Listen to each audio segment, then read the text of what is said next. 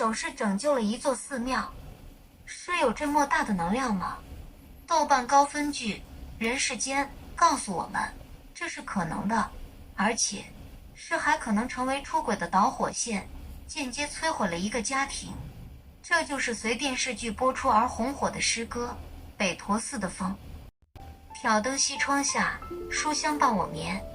大家好，这是读书频道西窗书香，欢迎点赞、订阅、分享。一村是上山下乡的工作，一直走在全国的前列。中国年度大戏《人世间》由中国著名作家梁晓声同名小说改编，故事发生在20世纪60年代末，北方某省会城市光字片区周姓一家，在历经文革的洗礼、改革开放的阵痛，一家人在完成各自人生使命的同时，书写出一部当代中国百姓的生活史诗。《北驼寺的风》是这部史诗的浓缩体现，道出人世间的沧桑与温情。故事是这样的：周家第三儿子炳坤排除万难，与不幸被强暴怀孕的女子郑娟结婚，抚养她年迈的母亲、腹中的孩子和失明的弟弟光明。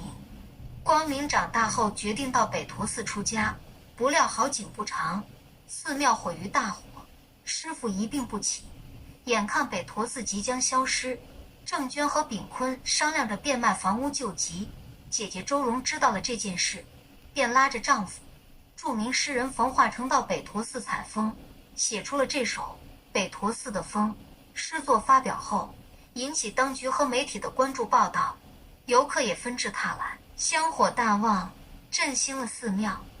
来听听光明、迎新师傅为姐姐郑娟朗诵这首诗吧。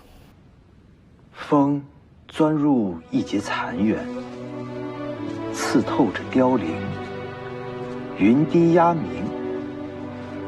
风送来阵阵炊烟，融没着香火，碎了钟声。风怀着丝丝寒意，窜入毛孔，灭了心热，唤醒无上清凉。这真的是一句也听不懂。我也不懂，反正有人懂就行。这首网红诗歌不仅令北驼寺人气和口碑大增，也感动了万千电视剧前的观众。我们来看看这首诗是如何打动大众的心的。风吹入一段坍塌了的墙壁，针一样穿透那凋谢零落的草木，乌鸦在乌云下呀呀啼叫，一阵阵炊烟随风吹来，融化着庙堂的香火，淹没了寺院的钟声。风携着丝丝的寒凉，从毛孔钻入身体，熄灭了心头的火，唤醒了无比清爽的意识。诗以颓败的庙宇结合诗人坎坷的遭遇，人世间的沧桑，在凋零衰败中寄以无限的希望，让人感同身受，既洗涤心灵，又激励人心，引发共鸣。这样的好作品是出自谁的手笔呢？原来这首诗的作者有两人。诗人冯化成的饰演者程泰深在接受媒体访问时透露，这首诗是编剧王海玲所写。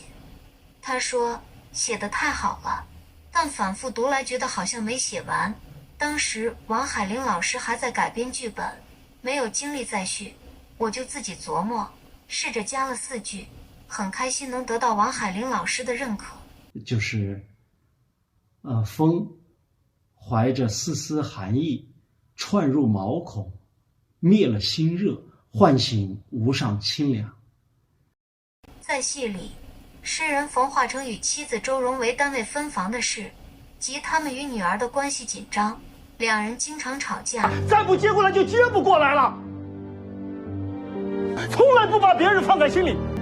冯化成，你什么时候变得这么庸俗？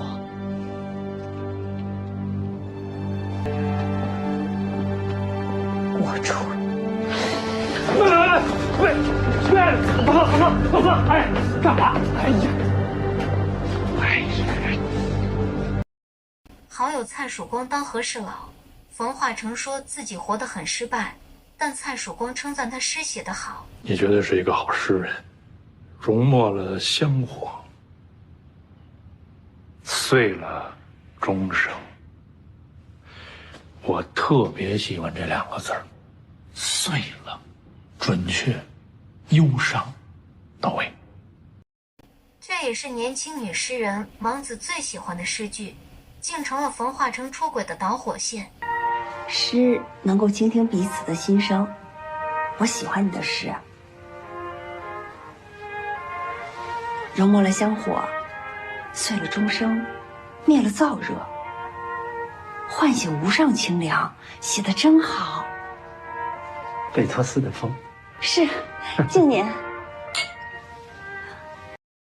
冯化成与周蓉又在吵架，下楼巧遇女诗人王子，在音乐、酒以及崇拜者的仰慕与赞美下，冯化成沦陷了。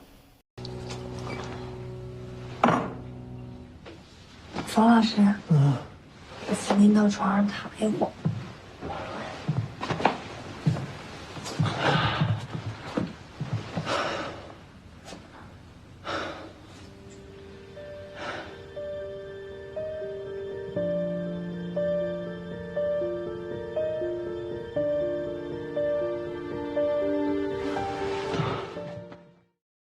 就这样，冯化成与周蓉终于走上了离婚这条不归之路。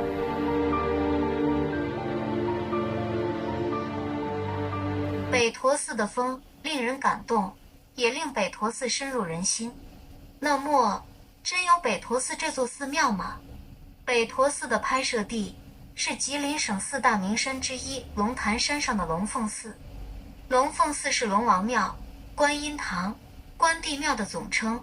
观音殿上浮有大东的牌匾是清朝乾隆皇帝所题写。那么，北陀寺的原型又在何处？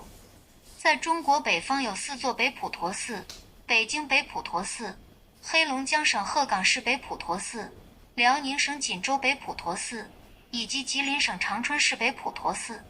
就像故事所在地吉春市就是吉林省长春市一样，北陀寺的名字也可以推断出是来自吉林省长春市北普陀寺。这座北普陀寺位于吉林省长春市东南部的净月潭国家森林公园内，距长春市区18公里，地理位置得天独厚，是喧嚣都市中的一方净土。寺庙始建于1996年，年代虽不久远，却远近闻名，香火鼎盛。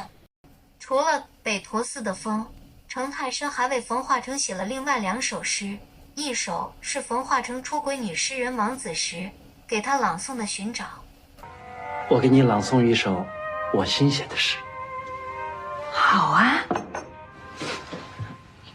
寻找，种子在冬日里寻找春天，鞋子在黑暗中寻找出路，跨越古今穷尽天地，铁鞋踏破，虚空粉碎，恍惚之间顿然醒悟，路在脚下，春在心里。